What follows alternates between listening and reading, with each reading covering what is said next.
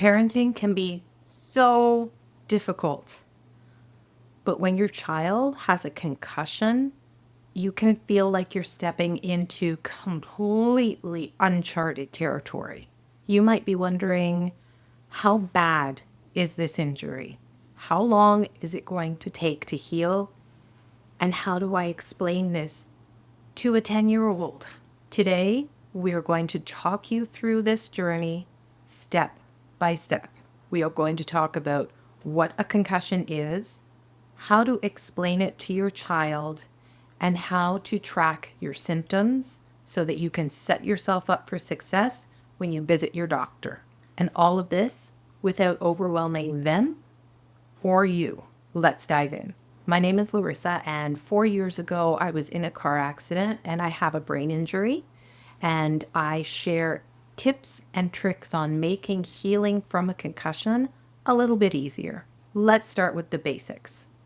A concussion is caused by a bump, a jolt, or a blow to the head, or even the body. Anything that makes the brain shake around inside of the skull. This movement can cause the brain to be injured, leading to symptoms like headaches or blurred vision, or even mood swings and irritability. A lot of people experience brain fog and trouble concentrating when they have a concussion. It's important to know that concussions don't always happen in obvious ways. It's not just on the football field or on the ice. Your child gets hit in the head or knocked down. It can happen at home. It can happen tripping as they get off the bus and boom, falling down on their butt. Anything that causes your brain to rattle around inside of your head can cause a concussion. If you suspect that your child has a concussion, make sure that you take them to their doctor to get checked out. This is not medical advice. This is me sharing my experience from a recovery standpoint, not a medical standpoint. If you're just at the beginning of this process, I have a video about the first steps that I would take if I were to have a concussion or suspect that my child had a concussion. So you can check that out through the link. Concussions are frustrating and tricky because no two are alike. Some children recover quickly while others take longer. This is completely normal. And it's also why it's important to focus on your child's individual recovery journey. Symptoms can vary too. One child may have difficulty focusing or concentrating, while another has headaches or light sensitivity. And just because symptoms seem mild doesn't mean that the injury should be taken lightly. Recovery requires rest, time, and careful attention.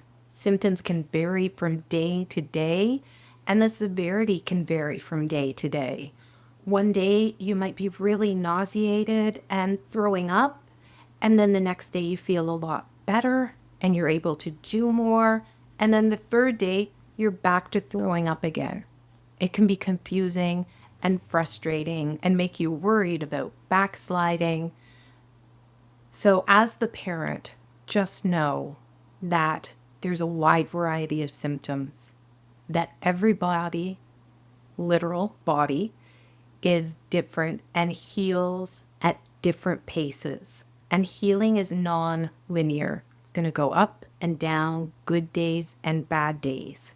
And even though it is scary as all get out, if you have a good medical team, if you are connecting with your family doctor, you are in good hands, and children are resilient.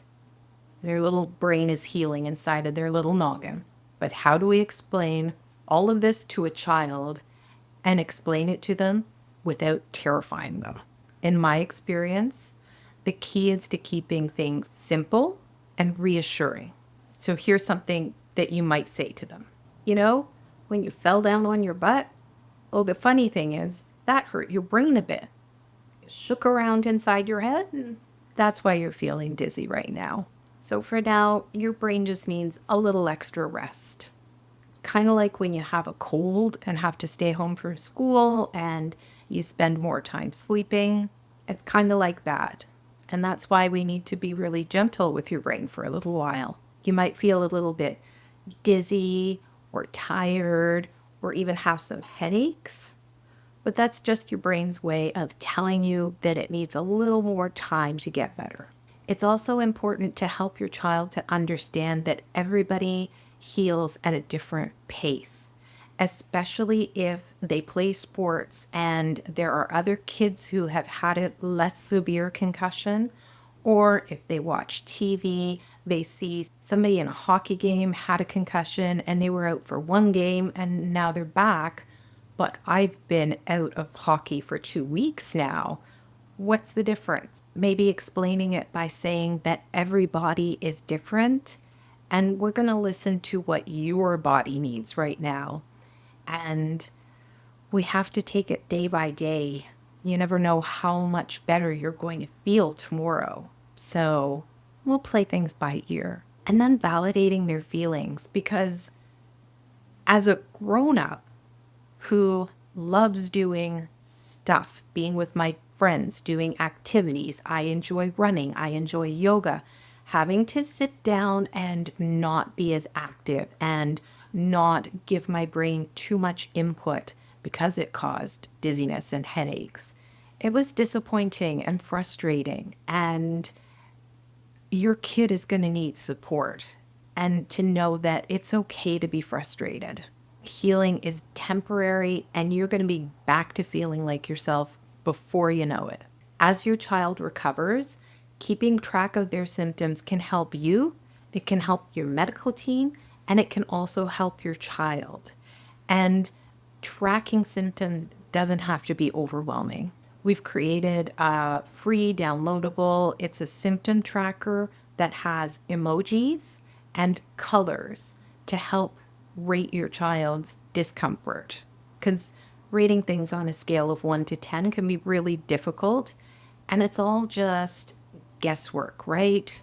Rating your pain on a scale from 1 to 10 is not an exact science, so don't get too hung up on exactly where on the pain scale they fall.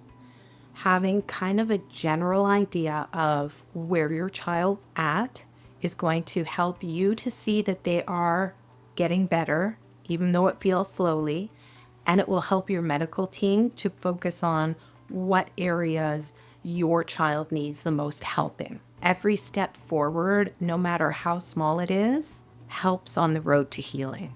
Thank you so much for watching.